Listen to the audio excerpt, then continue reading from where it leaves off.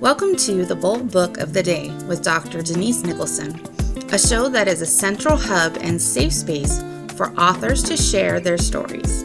The Bold Book with Dr. Denise begins now.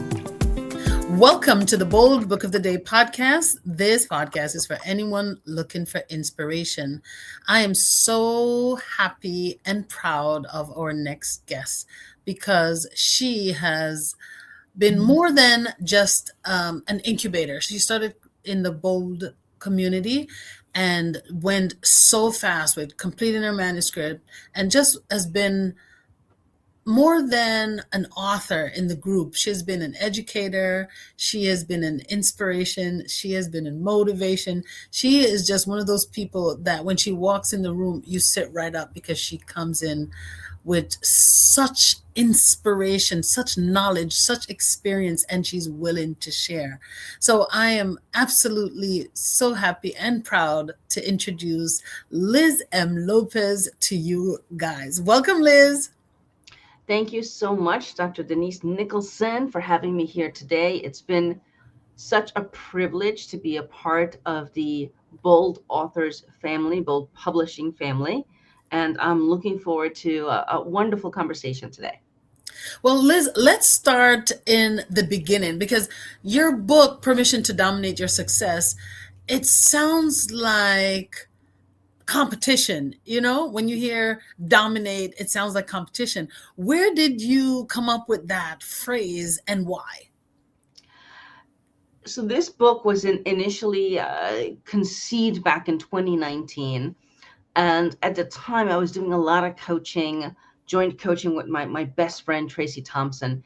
And we were actually just sitting in a car in a parking lot. And I was telling her this idea I had for this book and this framework of success. And I was like, maybe I'm going to call it Permission to Succeed. And she's like, succeed? You should call it Permission to Dominate. And then, so the blended title was a little bit of both our hearts, right? Permission to Dominate Your Success. Yes. The thing that's important, I'll quickly mention, is that this is not about dominating others. Yes. This is about the greater challenge of dominating yourself. Yes. So putting yourself out there and really taking control of everything that you not only desire, but everything that you hope for your family. You know, I think we have to be a little bit careful when we hope for family. We certainly can work on the legacy we leave for the family. Yes. But this is very much the inner work. Yes. What I encounter is that there's a lot of pressures outside, and we'd like to focus on all of those. This is about removing the barriers and the splinters inside. So when I talk about family, I'm thinking about, you have the desire to take your family on a trip or the desire to give them fancy things. So for me, it pushes me or it gives me the permission to make some sacrifices, work a little bit harder, invest more in myself, and spend time developing myself so that I can be all that I can be, so I can give all these things to my family, especially time, because my family is super important to me and they don't want gifts. They want time with me. Well, that's because you understand your why. Ah. Right? Your family is your why, and Yes. your family provides the motivation, and to some extent, I'm going to say even the justification. We can get into the individual chapters as we go, but I'll mention that chapter 5, permission number 5, is permission to prosper. Yeah. And a lot of times we have received so much negative messaging around money, right? Money's the root of all evil. Rich people are selfish. Greed is a sin. And we don't realize that we have a lot of self-limitations and self-barriers around money and making money. We want to just make enough. But for you, what you have found that you have a willingness to tap into a certain level of prosperity, because for you, that allows you to be generous to the people that you love. Okay. So I know that from working with you that your book is about 7 different framework, and you mentioned one of them, 7 permissions framework, and you mentioned one of them. Can you kind of go through the 7 permissions? Absolutely. Do you want me to just list them, or do you want me to tell you a little about each as we go? You know what? Tell us a little bit about each so that the listener get a little bit of an understanding why they need to get the book so they can get the full gist of it and how to move forward. Happy to do that. So we start out with permission number one, the foundational permission, which is permission to fail. And I'll tell you that when I'm doing speaking events all over the nation about this, there are times when people are like, oh, we're going to get the permissions to dominate. They're all so gung ho. And I start out with permission to fail. They're like, what? But we have to. We have to understand that not everything we do is going to be a success the first time, right? There may be iterations. And Yeah. if we do not give ourselves permissions to fail, we do not give ourselves permission to do big things. Yeah. Oh, wow. Oh, wow. Don't let that go over your head, guys. So, we do not give ourselves permission to fail. What we are really doing is giving ourselves the permission to not go too far, to not reach too far. Yeah. If you don't give yourself permission to fail, you don't give yourself permission to stretch, to Yeah. leap, to be bold. Yeah. Oh, my goodness. So, in permission to dominate, what can the reader take away that will shift that perspective? Well, so for permission number one for failure, first of all, we have to know that for the most part, we survive failure, right? There may be consequences, right? There may be some sacrifices, um, but we survive it, right? And everybody needs to make a personal decision how big of a leap they're willing to take. And as we work through the rest of the permissions, you get different pieces that allow us to safeguard ourselves a little bit Yeah. more. Yeah. But we have to be willing to dare. We have to be bold. We have to be willing to take that step outside of our comfort zone, because if we don't change something, right? If nothing changes, nothing changes. Yeah. Mhm. Wow. So you challenge readers to get honest about where they are holding themselves back. The entire book is about digging deep to understand what are your self-imposed barriers, what are Mm, your fears, where do you feel like maybe you're dealing with self-doubt or imposter syndrome, right? And as we go through every single permission, we're unlocking another level, right? We're exploring some more kind of ancient stuff in the basement, so to speak, and we're looking for these splinters that we've absorbed maybe through nature, through nurture, and making sure that we are not the reason, right? yeah. There's so much else going on, and it's easy to focus on all that external stuff. Well, I can't because of this or that, all the isms, all the chaos, all the things. But most of the time, the biggest things, the most powerful things that really keep us from doing what we want to do, nothing to do with out there. It's in here. Yeah. It's in here. And that is not easy for us to look at ourselves so, in an honest way, because it hurts. You really have to come to the conclusion after looking at yourself that something need to change. And we're so used to our comfort level. We don't want to change. We want change, but we don't want to change. What does that kind of honesty actually look like, and how do we get there without dismantling that comfort that we are so secured on? I'm so glad that you asked, because then comes in permission number two and permission number three. Ah, I will say this. People who are at that place where they know they cannot stay where they are anymore, they know this. There's Hmm. been a voice inside of themselves, right? You hear that voice inside of you, and it starts out with a little bit of a whisper, right? And that Yeah. voice gets louder and things start happening. And honestly, my experience in life and what I've seen with thousands of clients is that if you don't pay attention to the whispers and the knocks, then come the kicks, Ooh. right? But Yes. here's the beauty of it all, Denise, that we don't have to do it alone. Permission number two is permission to be supported, Yeah. right? Because here's something that I'll tell you. A lot of people feel like they're not where they want to be.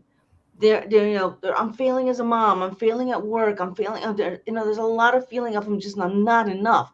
But Yeah. the thing is, you are not failing, you are under supported. Hmm. What does support look like so that we can really move on and get unstuck? Well, I'll tell you that in the book in chapter 2, I go into like support in life. I talk about support at work. I talk about support in business.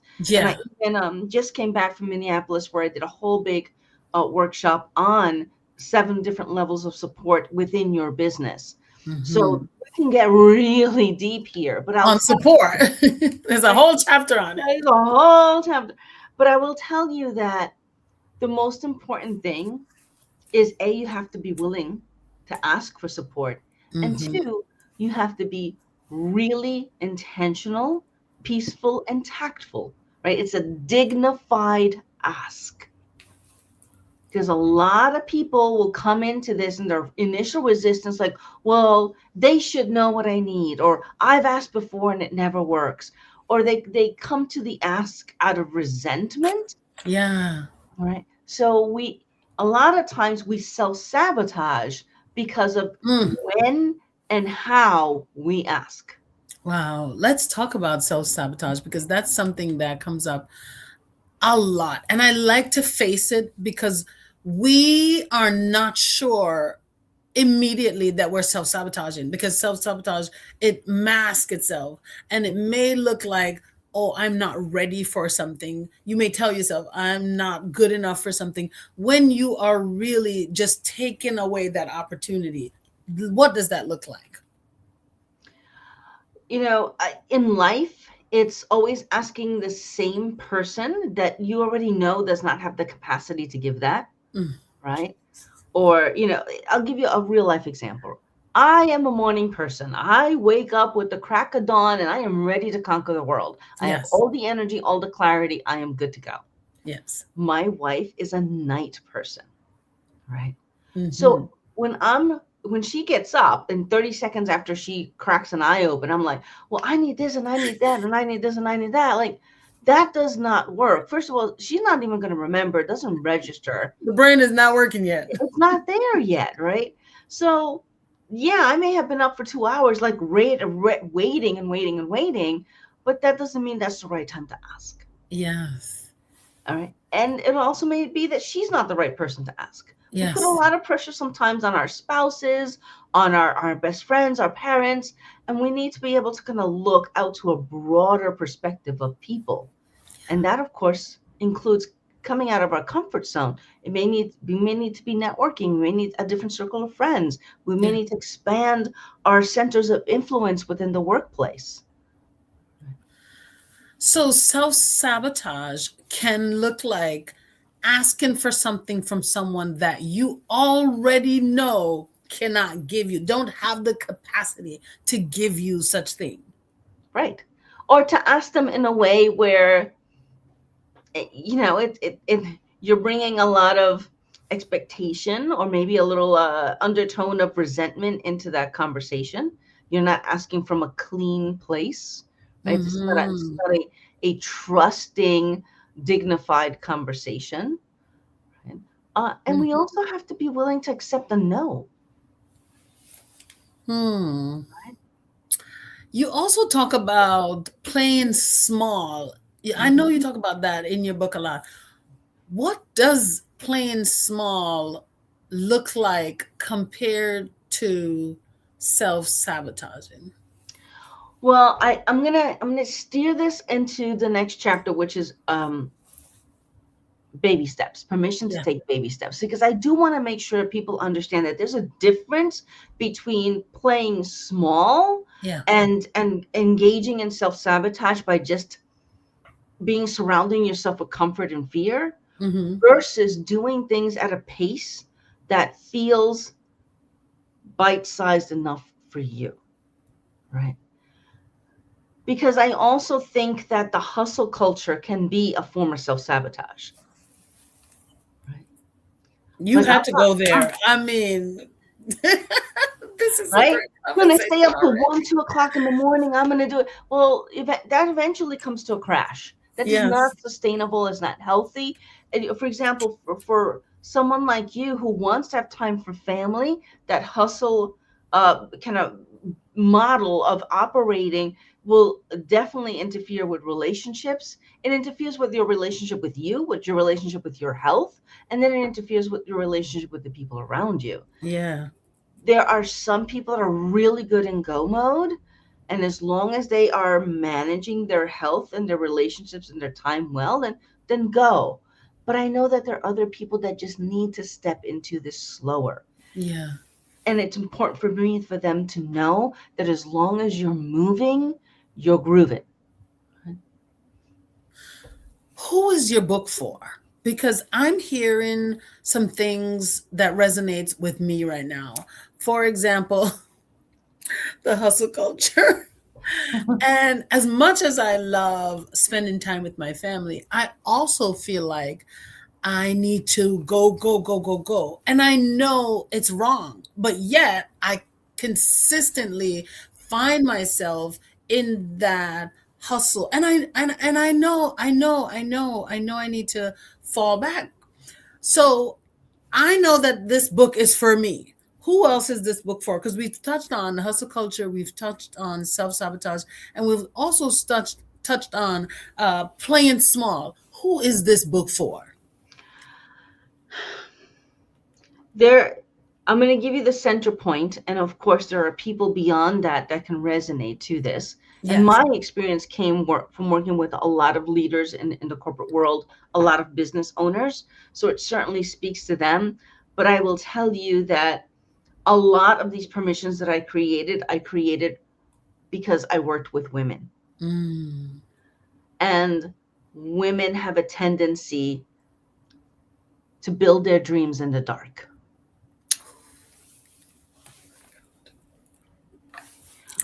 When everybody else has gone to bed and the house is quiet, they open that laptop, right?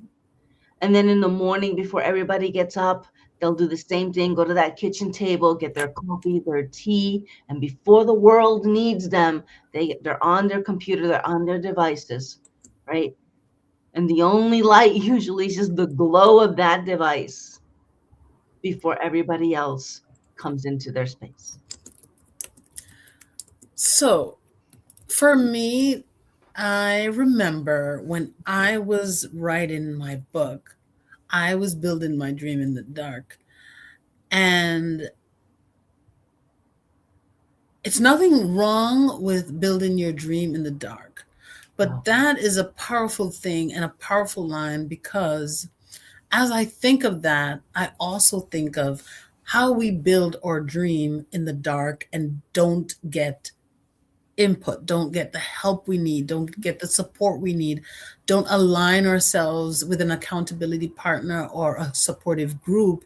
We are building in the dark. And that is also something dangerous because we don't have to only build in the dark, you know?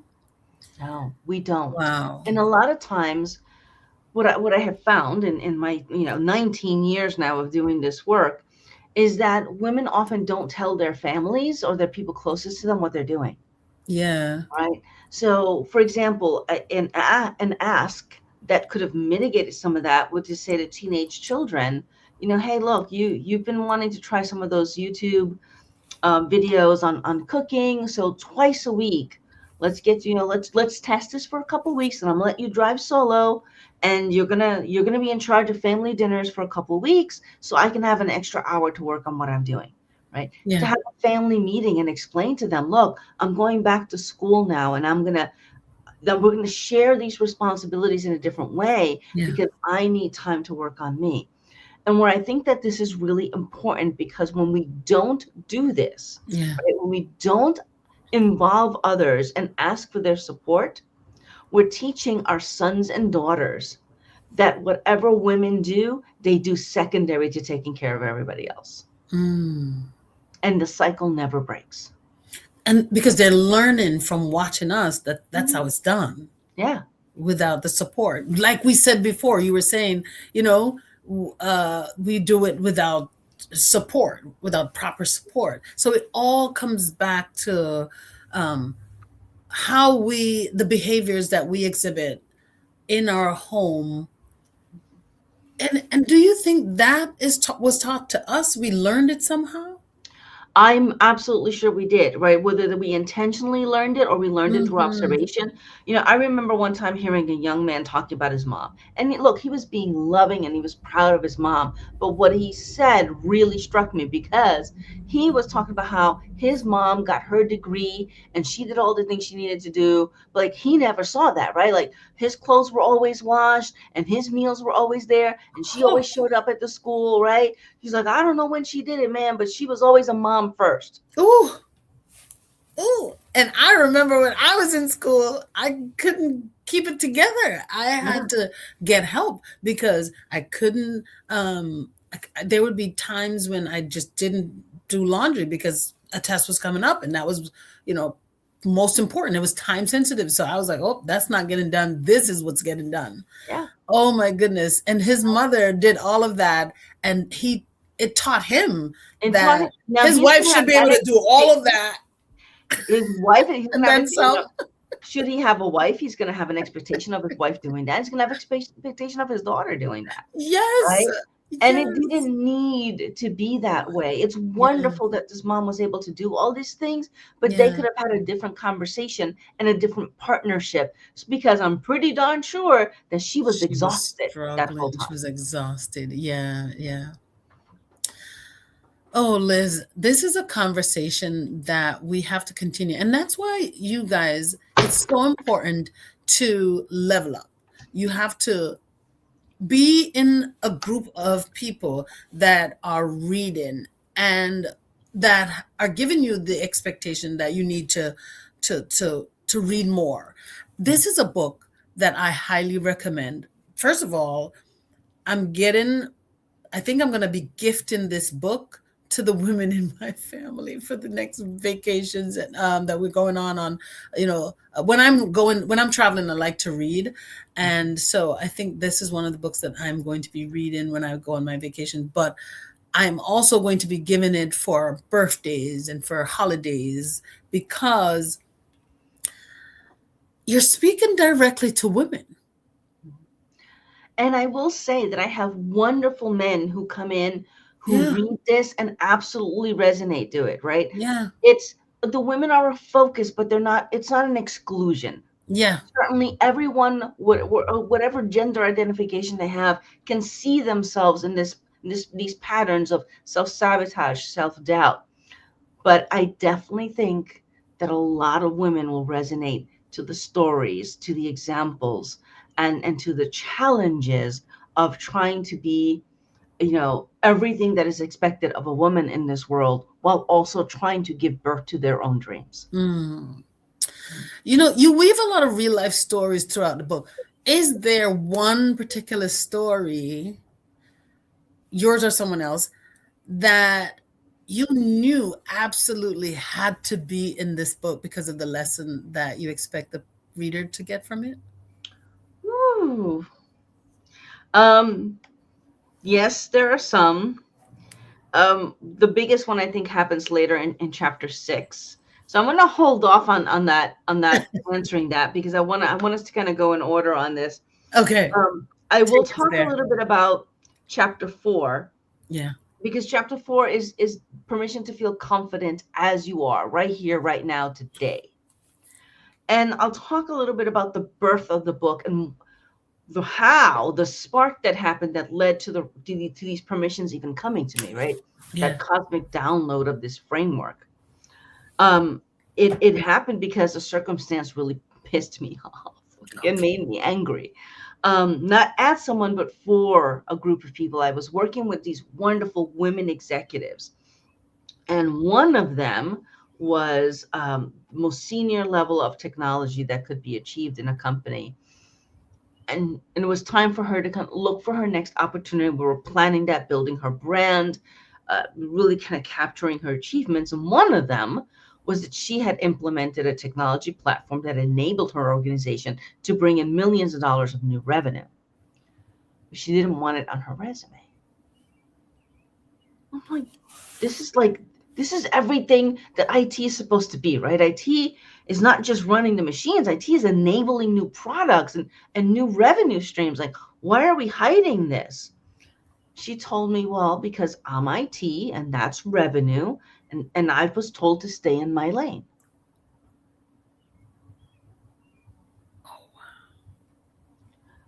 So splinters, right? So now I'm plucking splinters out of her going, no. This is yours to claim. This is your win. And at that same time, I had very similar conversations with other women who are leading multi-million, billion-dollar companies, but going, no. I don't talk about that. Or, I want to make sure I give all the credit to the team. Like, really, talk about playing small, because they had that is the messaging they had so strongly received, and yet they're competing for jobs against men who are going to be all sorts of bold in claiming their wins. Right? Yeah. And it occurred to me, like you have to give yourself permission to claim who you are. Yes. And boom, within a few days, these permissions just start coming. So now I understand the title a little bit more, because you were seeing so many women that were greatly contributing to the successes of organizations that they weren't even allowed to take credit for. Now, first of all, let's start there, because you're not getting paid extra for this if you're not getting the credit, okay? Right. So they're losing so much, but if you can't even take the credit, how are you going to take that with you? You're not going to be in a place forever in an organization that's not yours, even your own. You're not going to be there forever.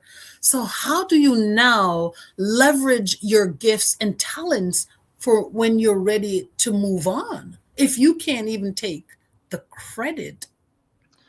Well, in the work that I do with the executives, one of the things I love to say is that the job belongs to the employer, but your career belongs to you. Ooh, preach. Yeah. I'm writing that down. Yeah, the job belongs to the employer, but your career belongs to you, and you are responsible for managing your career. And your employer may have some limitations on how you do things. And truthfully, within the job, many cultures are about sharing the credit. As a leader, you're highlighting the team, and that's good. But in your career, you need to know what you've done and be able to celebrate that and be the own ambassador of your best foot forward. Yeah. Right. And it's changing where the permissions lie, because so many people are out there waiting for external approval. And external approval is fickle. It is scarce and it is fickle. And you need to give yourself, this is an invitation to embrace the idea that the only permission that you need is your own. Yeah. Ooh, Liz, I think this is an entire series. How can the audience that's listening become a part of your tribe so they can really maximize? Because you're going to read the book, guys, and then you're going to want more. So how can they be a part of your community? Well, I'm glad that you asked that. On June 24th, I have an event coming up where we're going to deep dive into every single one of the chapters so that Yes. it's kind of a splinter identification exercise where we're Yeah. going to figure out like which one of these splinters do I have in me, which one's the biggest one, and then focus on one to remove. Okay. And then for those who want to go into a deeper dive, in August, I then have a 2-month experience where we're going to go much deeper, right? Take a week for each chapter, really get deep, unlock ourselves, unclog our energies and how we're being out there in the world so that we can kind of take this kind of mindset and body action and turn it into practical actions of success, whether Yeah. somebody's looking to improve their life, their career, or their business. Coach, I know you as a coach. I know that you coach people through big transformation. I have to ask, has there been a time in your journey where you had to look in the mirror and just give yourself one of these permission and be like, girl, XYZ, you need to do this? Hmm. Oh, yeah. Mm-hmm. So something that I talk about towards the end of the book is that these permissions are, and I'm sorry to say for some of you who would have wished this is the case, but it's not a one and done, Ah, right? yeah. It's not a one and done for a Like, couple yeah. reasons. I'm A, glad you said that. it's a life choice, right? This is Yeah. becomes a way of living, of monitoring these permissions, because I see it as an upward spiral, right? And just like in a video game, when you conquer a level, right, you get super strong in a level, and then you go to the next level, you're so excited, but now your character is weak compared to the challenges, Yeah. right? And you got to power up again. It's a constant upward spiral. That doesn't mean you're battling forever because you're learning, you're building stronger muscles as you go through, but as new challenges approach you, right, you can leverage this framework over and over and over again. I want to briefly mention um, the fifth permission because the sixth permission is where we're going to get in a little bit deeper. Yeah. It's where my story lies. Ah, So, but permission number 5, the fifth permission, is permission to prosper. And we talked about that a little bit at the beginning when you were talking about, I want to be able to give all these things to my family. mm-hmm. And that is that a lot of people, and especially a lot of women, struggle with asking for their worth, whether that's salary negotiations, whether that's pricing in their business, right? Whether that's this idea of I've got enough. I've got enough. Or I just want to help people. Right. Mm-hmm. So there's a lot to overcome in accepting reward, especially financial reward Yeah. for what we do. And certainly that's been part of my journey, right, as a coach and embracing different levels of prosperity in my business. But my biggest challenges came in chapter 6, the sixth permission to walk away. And that is, for me, that sometimes is the permission that can cost you the most. Yeah. Because it can mean something simple. It can mean like, I'm not going to drink sodas, 6 times a day anymore. But it Mm-hmm. can also be, I don't belong with this person anymore. Mm-hmm. It can be, I can't take another day in this toxic job. Mm. And I've navigated all of those. One of my biggest walking away in recent time is that I lived in Florida for 35 years of my adult life. And I never thought I would leave, Yeah. ever. I was like, oh, I live in paradise. Well, why would I ever go? But sometimes paradise changes. Yeah. And between the heat just getting to be way too hot at this stage Yeah. in my life, Uh-huh. the storms getting worse, and things kind of happening in kind of the socioeconomic political area of Florida, it just wasn't a place that I felt I wanted to be. My wife and I, we love the fall, and we found ourselves constantly vacation up north, like get this feeling of fall, until we finally decided we should just move. Yeah. But that meant moving away from family, Mm. amazing best friend who I saw constantly, Yeah. and from this massive business network that I had built over years and years and decades, and moving to this tiny little town in the middle of the Midwest. I will say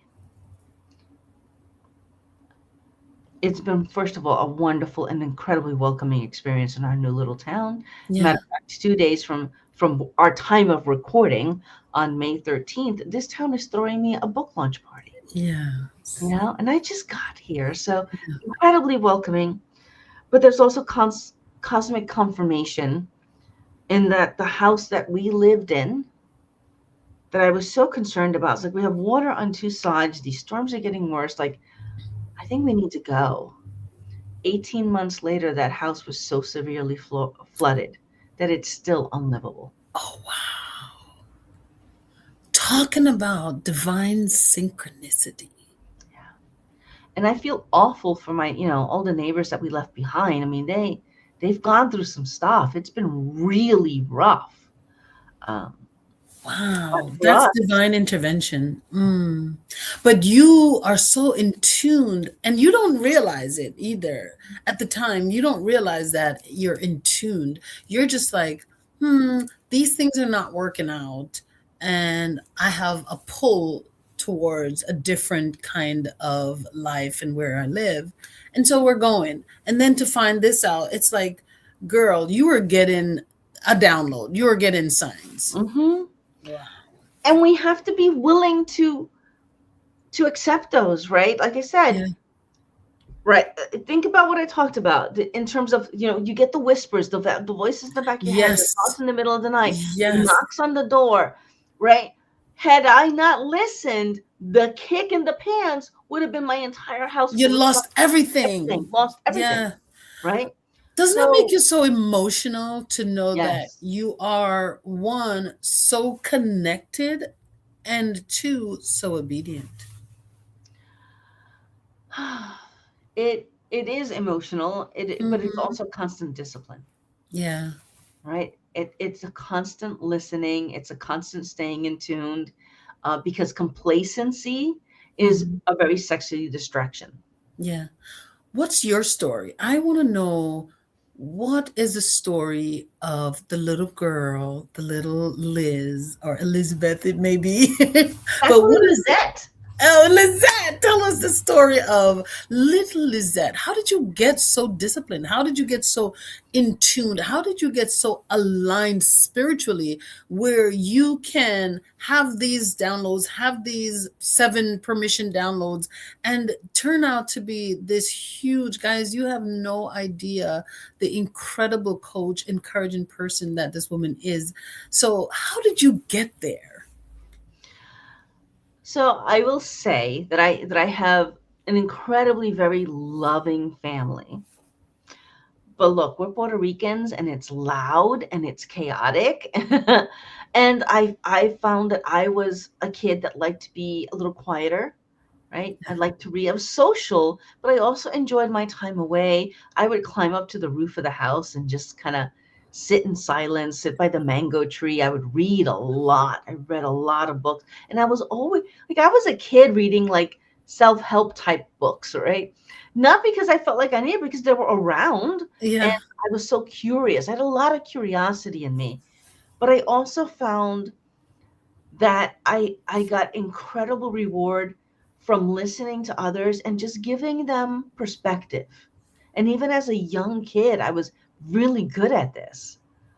And I remember just being under the age of 10 and having a clear understanding that my greatest success in life would become from making other people successful. And you knew that early on. I knew it very early on. I remember, you know, very specific moments where kids at school would come to me and they were struggling with something. And, I was like a little informal therapist in my school, all right? And the fact that I could problem solve and let them see things in a different way, or I've always had and I've always leaned into an ability to help people see the best of themselves and to believe it. Oh my goodness. Thank you so much for honoring that voice that just said, this is you from a very early age, and turned it into this huge support system for women like me. I've been a part of your community, and I've been so honored to be in your company. I've learned so much. I've stretched as as a coach, and I've stretched as a person. So I'm so grateful that you are obedient and you followed that calling. Thank you. For the people who are listening, why should they get this book and become a part of the Lizette tribe? Because they deserve more, right? They Yes. deserve a pathway that takes them through to identify where they may have these barriers. And every chapter gives you exercises to do, right? It Yes. invites you to take some action so that it's not just a fuzzy thought in the head or a warm feeling, but there's a path so that you can overcome these barriers in this area. And people may find that, you know what, my biggest work was in chapter 3 or in chapter 7, right? In chapter 7 takes us into permission to succeed, which is where we now take it all and put it together, but we also have some work to do in the sense that we have to be willing to accept success, Yeah. because that's where self-sabotage happens a lot. People, things start getting good and it starts getting scary, and it also can feel a little threatening because sometimes, Dr. Denise, the people in your life cannot go where you are going. Mm, say that one more time for the The people in the people back. in your life cannot always, not always go where you are going. So it requires really good knowledge of yourself and a commitment, the conviction Yeah. that what you want in this life, that what you need in this life, that your calling in this life is worth the sacrifices that you have to make in order to get the rewards that come on the other side. Yeah. Right? And that's the invitation. The invitation is to know that your dreams matter, and Yeah. I'm offering you a place where there is fertile ground to grow them. Yes. For the person who's listening, where can they purchase your book? The book is now available on Amazon. I know that the digital and the paperback are available. The hardcover is supposed to be available as of today. We'll have to double check that. Yes. But yes, the book is definitely available. Of course, when I'm speaking and I'm at events, I definitely have the books with me. I have events coming up in Florida here shortly. So we definitely have places where you can either, order the book for yourself, order it for the women and the great men in your life, Yes. right? Have conversations about this. Take it to your book club.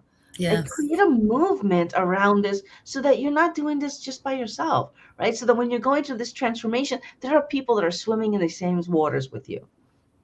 Guys, your reading group, your friends, your coworkers, your colleagues, the people who you recommend this book to, who you purchase this book for, they are going to be so impressed because, guys, this is an Amazon #1 bestseller. Thank you.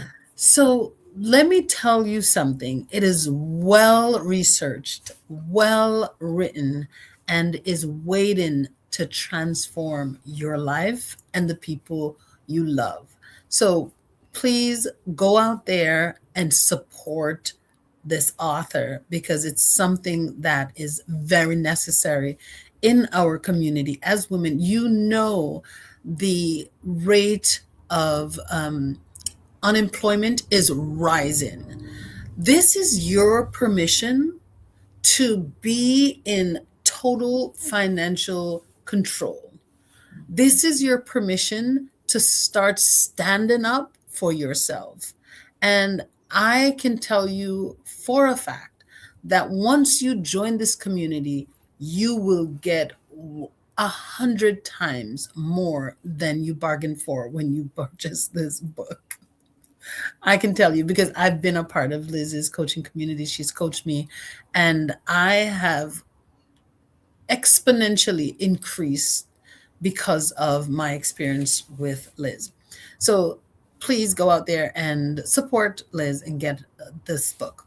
Now, it's going to help you, but first of all, it's going to send a message that you believe in women authors, you believe in people putting out their message when they get that download, or people that are obedient. You believe in obedience. So go out there and support. Uh, Liz, before you go, I'd like Mhm. to ask you some questions because, Right. I ask these questions for every single guest, almost every single guest. You don't get to get away because you're my coach. Great. Put me through it. Put me through it. Okay, so what is a bold promise that you can share with the audience?